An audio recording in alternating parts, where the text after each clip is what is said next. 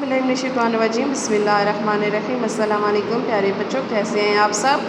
उम्मीद है कि आप सब खैरियत से होंगे और अपना बहुत सा ख्याल रख रहे होंगे। जी तो प्यारे बच्चों, जमायत पंजम की करवाने उर्दू का आज हमारा लेक्चर नंबर 38 है।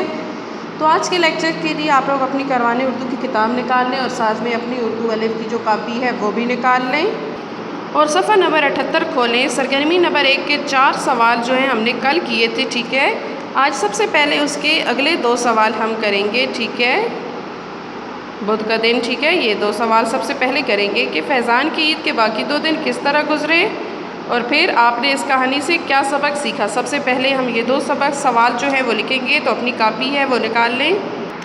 सबसे पहले आज की तारीख़, आज है 12 अगस्त 2020, जमायत का काम, दिन है बुध, सबक फीकी खिचड़ी, ठीक है। तो सवाल नंबर 4 हमने कल किए थे बच्चों और आज 5वां सवाल हम फैज़ान की ईद के बाकी 2 दिन किस तरह गुजरे। हमने पढ़ा था कि उसके बाकी जो दिन है उसकी तबीयत ख़राब हो गई और बिस्तर पर ही गुजर गया उसके, ठीक है। तो क्या लिखेंगे जवाब में? ज़्यादा खाना खाने की वजह से फैज़ान की तबीयत ख़राब हो गई। ईद के बाकी 2 दिन घर पर बिस्तर पर रहा और उसे फीकी खिचड़ी खानी पड़ी, ठीक है बच्चों। ये जवाब नंबर 5 था। अब सवाल नंबर 6 हमारे पास है, आपने इस कहानी से क्या सबक सीखा। जवाब, हमें खाने पीने में एतदाल से काम लेना चाहिए और बाहर की चीज़ें खाने से परहेज़ करना चाहिए। इस कहानी से हमारा सबक क्या है? खाने पीने में एतदाल से काम लेना और बाहर की चीज़ें खाने से परहेज़ करना, क्योंकि इन दोनों के नताइज के क्या हैं? बीमार होना, जैसे कि फैज़ान बीमार हो गया। अब उसके बाद सफ़ा नंबर 78 पर ही सरगर्मी नंबर 2 देखें, इस कहानी का कोई और नाम तजवीज़ कीजिए, ठीक है। तो इस सवाल को भी, सरगर्मी को आप इस तरह से नीचे लिखेंगे, इस कहानी का कोई और नाम तजवीज़ कीजिए। जवाब, उन्वान।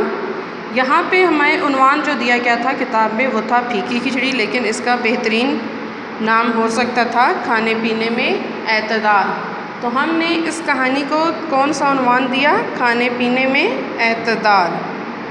अब सफ़ा नंबर 79 निकालें और देखिए, सरगर्मी नंबर 3 है। आप सोचिए और लिखिए कि ये अल्फाज किन लोगों के लिए इस्तेमाल होते हैं।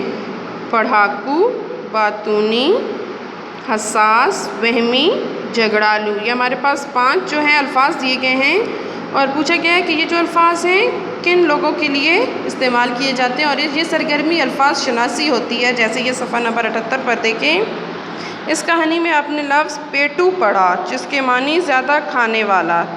इसी तरह एक चटोरा पढ़ा जिसके मानी चटपटे खानों का शौकीन, ठीक है। इसी लिहाज से आगे ये अल्फाज हैं जिनको हमने अब लिखना है। तो कापी फिर से निकालें अपनी, लिखें, दर्ज झैल अल्फाज किन लोगों के लिए इस्तेमाल होते हैं। पढ़ाकू, अब देखें नाम से ही ज़ाहिर हो रहा है ये लफ्ज़ किसके लिए इस्तेमाल होता है? बहुत ज़्यादा पढ़ने वाले के लिए, ठीक है।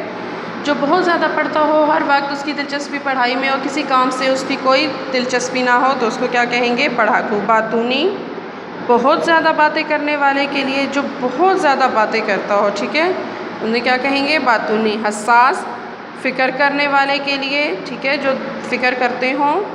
वहमी, शक करने वाले के लिए, जो यानी कि किसी हर किस्म में शक करते हो, वहम का शिकार, जैसे हम लोग कहते हैं फ़लाँ शख्स तो वहम का शिकार है, यानी हर बात पे शक करना, ठीक है, तो वहमी। झगड़ालू, लड़ने वालों के लिए, ठीक है। एक बंदा है वो हर वक्त उसे झगड़े बहुत पसंद है, हर किसी से लड़ता रहता है, तो उसके लिए कौन सा लफ्ज़ इस्तेमाल होता है?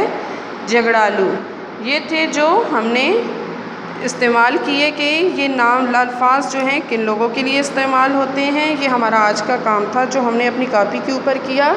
उम्मीद है बच्चों आपको समझ में आ गया होगा और बच्चों साथ साथ आपने इस काम को लिखना है खुशखत करके और अच्छी तरह से याद भी करना है। ओके बच्चों, अल्लाह हाफ़िज़, अपना ख्याल रखिएगा।